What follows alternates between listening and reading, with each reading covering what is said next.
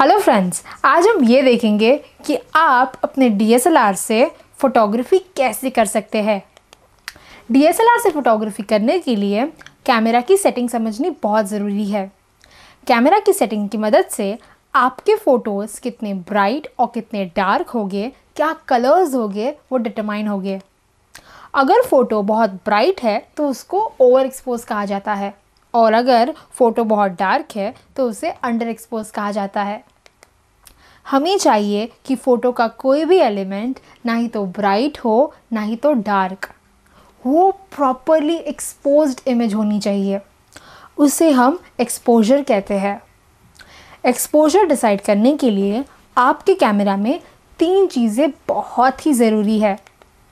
सबसे पहले mode dial को मैनुअल मोड पर शिफ्ट कीजिए और अपर्चर, शटर स्पीड और ISO को अब हम सेट करना समझेंगे। एपर्चर का मतलब होता है कितनी लाइट आपके कैमरा में एंटर होगी। अगर ज़्यादा लाइट कैमरा में एंटर हो रही है तो फ़ोटो बहुत ही ब्राइट होगा, पर अगर कम लाइट एंटर हो रही है तो फ़ोटो डार्क हो जाएगा। एफ स्टॉप मतलब एपर्चर का स्टॉप बहुत कम होगा अगर फ़ोटो ब्राइट है तो, और अगर फ़ोटो बहुत डार्क दिख रहा है तो एफ स्टॉप ज़्यादा होगा। एफ स्टॉप मतलब F1, F1.8, F2, 2.8, 4, 5.6, 8, 11, 16, 22 and so on and so forth।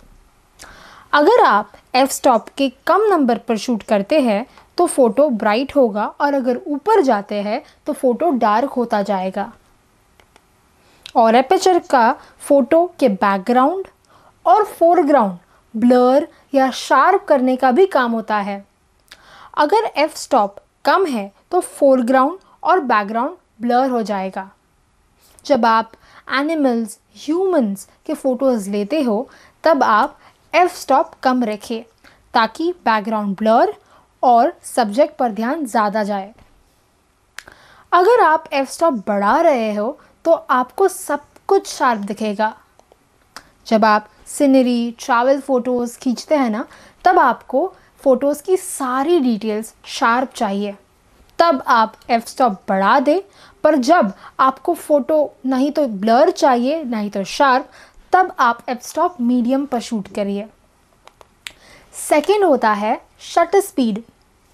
कितने समय के लिए लाइट आपके कैमरा में एंटर होगी उसे शटर स्पीड कहा जाता है।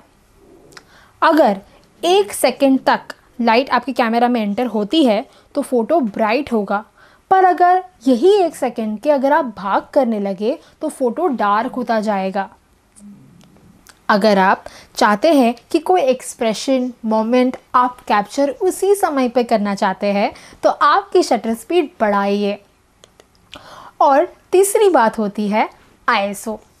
अगर आप ISO 100 पे शूट करते हैं और आप ISO 200 पे शिफ्ट करते हैं तो फ़ोटो वन स्टॉप ब्राइट हो जाएगा।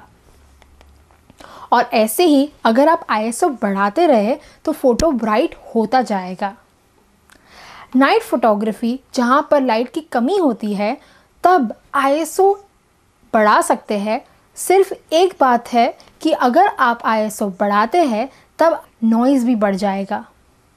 नॉइज़ का मतलब होता है डॉटी अपीयरेंस।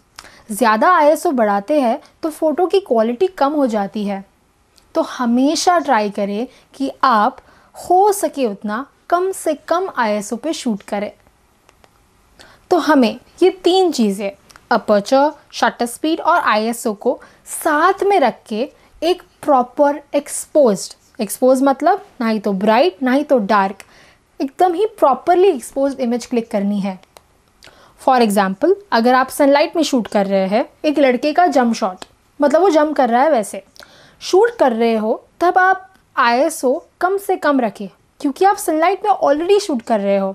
ISO 100 से बढ़ाने का कोई भी मतलब नहीं है। शटर स्पीड हो सके उतनी ज़्यादा रखनी है ताकि जंप का जो मोमेंट है वो एकदम फटाक से वहीं पे ही फ्रीज़ हो जाए। एपर्चर को भी कम रखना है ताकि बैकग्राउंड ब्लर हो और जो सब्जेक्ट है उस पर ध्यान पहले जाए। तीनों को ऐसे सेट करना है कि ना ही तो फ़ोटो ब्राइट दिखे ना ही तो डार्क। आपको क्या शूट करना है उसके बेसिस पे आपको ये तीनों चीज़ें सेट करनी होती है। लाइट को कंसिडर करने के बाद आपको कलर्स को भी कंसिडर करना चाहिए। कलर्स आपके वाइट बैलेंस को डिटरमाइन होते हैं। वाइट बैलेंस अगर ऑटो होता है तब आपके फ़ोटो कभी ग्रीन, येलो या ब्लू कलर पकड़ लेता है तो वो उसे थोड़ा कट कर देता है। पर अगर आपको एक नेचुरल लुकिंग फ़ोटो चाहिए तो आपको ऑटो वाइट बैलेंस ऑन रखना चाहिए ताकि ये थोड़ा सा भी जो कलर आ रहा है उसे वो कट कर दे। पर अगर आप ऐसी सिचुएशन में हो जहाँ पे बहुत कलर ज़्यादा है, मतलब बहुत ही येलो ऑरेंजिश फ़ोटो लग रहा है, तब आपको टंगस्टन मोड ऑन कर देना चाहिए। और अगर वेदर बहुत क्लाउडी है और सिचुएशन में कलर्स बहुत ब्लूइश हो गए हैं, तब आपको शैडो क्लाउडी मोड ऑन कर देना चाहिए। इससे फ़ोटोज़ में नेचुरल टोन मिलेगी। मतलब अगर जब सिचुएशन बहुत ब्लू थी तब आपने उसमें येलो कलर डाल दिया और जब सिचुएशन बहुत येलो थी तब आपने उसमें ब्लू कलर डाल दिया, दोनों को ऐसे सेट हो गया कि आपको एक नेचुरल कलर वाली फ़ोटो मिल गई। तो ये है मेन सेटिंग्स जो आपको आपके कैमरा में कंसिडर करनी होती है।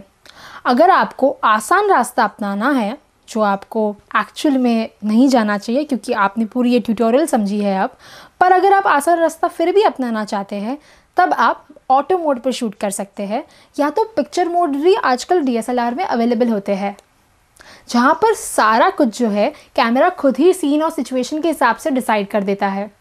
पर अगर क्रिएटिविटी करना चाहते हैं और DSLR से एक ज़्यादा अच्छी फ़ोटो खींचना चाहते हैं तब आपको मैनुअल मोड पर शूट करना चाहिए। अगर आपको कोई भी क्वेश्चन है तो हमारे कमेंट सेक्शन में ज़रूर लिखें।